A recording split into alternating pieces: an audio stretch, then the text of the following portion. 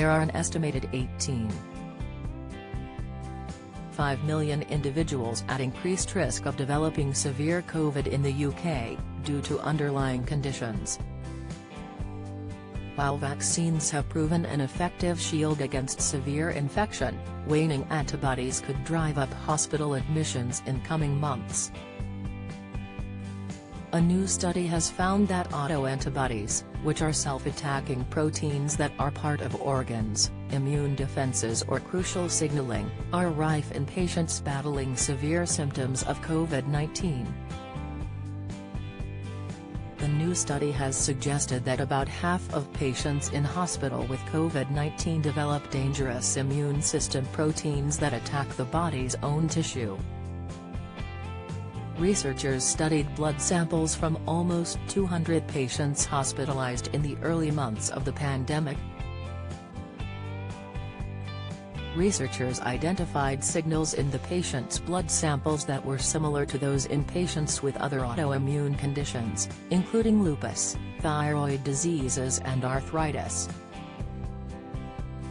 Staggering charts show true risk of not getting vaccinated. Latest data they also discovered that these patients had high concentrations of autoantibodies, antibodies that mistakenly attack a person's own tissues and organs.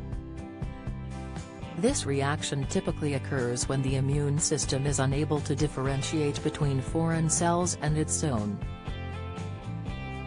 The researchers that the presence of these autoantibodies might cause further complications after recovery. Dr. P.J. Utz, immunology professor at Stanford and senior author of the study, noted, "If you get sick enough from COVID-19 to end up in hospital, you may not be out of the woods even after you recover." Don't miss dementia, 3 foods to remove from your diet to help halt risks, tips Danny Miller Health, the Emmerdale Star's Horrible and Invisible Illness, latest, high blood pressure diet, 15 foods to avoid if your reading is too high.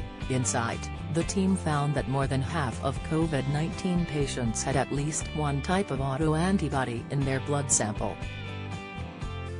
Dr. P.J. Utz added, within a week after checking in at the hospital, about 20% of these patients had developed new antibodies to their own tissues that weren't there the day they were admitted. In many cases, these autoantibody levels were similar to what you'd see in a diagnosed autoimmune disease. It's possible that, in the course of a poorly controlled SARS-CoV-2 infection, in which the virus hangs around for too long while an intensifying immune response continues to break viral particles into pieces, the immune system sees bits and pieces of the virus that it hadn't previously seen. Findings revealed that about 60% of patients had the autoantibodies known as anti-cytokine antibodies. Another quarter of patients had anti-nuclear antibodies, which is also commonly associated with autoimmune diseases. Dr. Utz added, if you haven't been vaccinated and are telling yourself, most people who get COVID-19 get over it and are okay, remember that you can't know in advance that when you get COVID-19 it will be a mild case.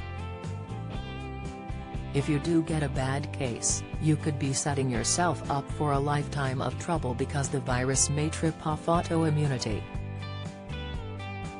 The scientists are planning to further probe the link between autoimmunity and severe infection from COVID-19. The study adds to a line of evidence demonstrating a link between the characteristics of severe COVID-19 and those of autoimmune diseases.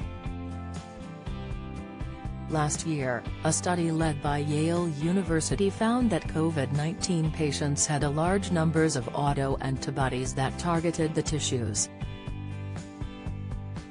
Tests carried out during the study found that the higher the prevalence of these autoantibodies, the more severe the infection.